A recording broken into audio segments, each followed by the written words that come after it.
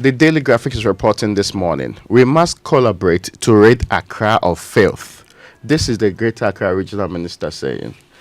I've heard her also say that she will fix street lights within the first 50 days. I like the way nowadays, when they add deadlines to it, we can easily hold them to it. Sharp. Yes. But we've had deadlines before, Winston. Yes. We've had, when it comes to filth in Accra, yes. Making it the cleanest city in Africa. It's still a very viable dream that may be achieved in the nearest future. But it became an 8-year project, which is still uncompleted to today. You know what I think we should do? Yes. You know what I think we should do?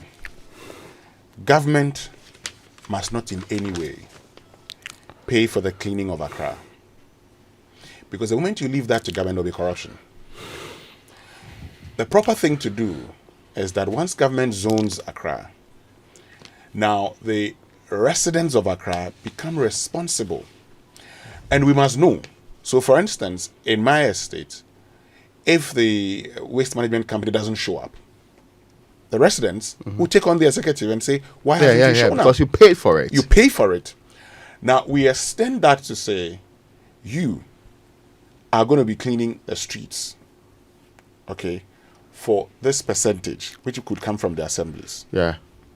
Or, per virtue of how much you charge these residents, a percentage be used in the cleaning of the streets. You would see how people would hold the waste management companies accountable. Because once it is government, everybody thinks it's some, far away figure that you cannot, think about. You can't hold anybody responsible for it. Yeah. Even though we can hold them responsible, many Ghanaians, because you see, they don't feel that they're paying for this. But if we're paying for it, so if I paid, and by extension, that amount that I paid was to be used for, cleaning of my streets and everything, and I knew the waste management company responsible, I would go and hold that company. But Winston, don't you think that is still a breakdown of our local governance system as well? Because if it was working efficiently, some of these things should be addressed. You see, I was standing by, just a second on this. I was standing by, just what you mentioned, a watches seller, when she was fighting, the lady takes levies, right? Yeah. Yes. She told the levy that, have you seen this, what they call the refuse dump here? It's been full and overflowing, affecting my business. But every morning, you come here and take money from me. So what do you do with the money? The lady's response that, but I'm not the one to remove that. I will tell them. Look at that. You see, the disconnect. But the woman knew that what she's paying for should yield some results. Yeah. And so she was demanding action that at least deal with that particular thing alone. The response was that, I would remind them to do what is needful. To me, it is a step towards demanding accountability from the people who you are put in charge, and they are demanding money from you. You see, you make a point, George, about if our decentralization was working. It's working. I agree with you. But this is the other point. Even if we elect MMDCEs and do not change the laws, we haven't done anything. Because what we have seen is that ministers can actually decide how the assembly should spend. So their common fund, sometimes it's used as source. As an administrator sitting in Accra. Sitting in Accra. And deciding that you need district road infrastructure improvement, district road improvement program. So I am going to use your share of the common fund to purchase that for you. You do not know how much it cost. You do not know whether or not you needed it at the point in time, or whether your existing equipment are functioning. You don't know. All you hear is that we've bought this for you. End of story. And even ownership has become a problem. You had the Minister of Local Government and Rural Development at the vetting. What I am saying is that, look, yes, the Assembly should be in charge of these things. They're already supposed to be in charge. But the point is that the moment you say, give this percentage, this is it's from the state, we'll go and engage in those shady deals that we engage in. But if we are, and it is advertised, we know who's in charge, my brother, like we demand accountability, we will. Now, the other stories, let me just run through the rest quickly. The Africa Continental Free Trade Area to launch transit scheme on Abidjan-Lagos corridor. And that will be very, very wonderful, actually. And it's I've always in love with integration, an element to bring people in the sub-region and on the continent together. The dream of Nkrumah to be realized one way or the other in my lifetime. Now, in Swatreman owner arrested, and we spent the entire morning yesterday on this matter about how people go to a football game and one person ends up being dead. And the matter we could have been swept under the carpet easily like we've done in times past. But there appears to be some action happening.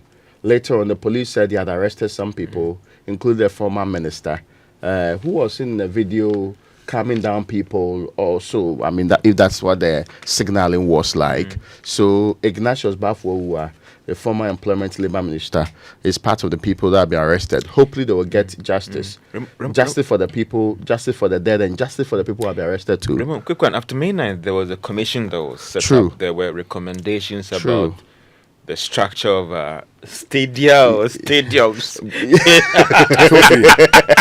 No, but and all these things, what you I understand saw me? there And when I saw was an Herbert Mensah apology speaking of a on our place. network yesterday on Pulse, I was like, we told ourselves never again. Yeah.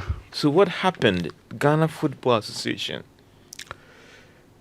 Well, the biggest story on the front page is teacher trainee allowance to go.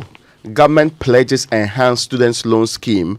Education minister hints. I don't even think that this is hinting. I think the NDC had always been on this position right from the beginning. Yeah. And I want to see what they call the enhanced students loan scheme. It became a bit preposterous to have a certain teacher trainees enjoying a certain form of allowance when they had now been called tertiary institutions. And by being called tertiary institutions, their colleagues, so for example, the guy who is doing education at UCC is supposed to take loan. But the guy who is also doing a similar education program in a college of education is being given an allowance. Yeah. It didn't make sense to many people. When the two may end up in the classroom the same way. Well, so that's what Haruna Josu's picture is here is explaining. They should share that document with us, or they are waiting for the education forum. One of the things that's also slipping under the radar is that, true to the promise, they have set up an 8-member team to plan the education conversation that they promised in the manifesto. Hopefully that will be a meaningful conversation, not a conversation that has strings attached.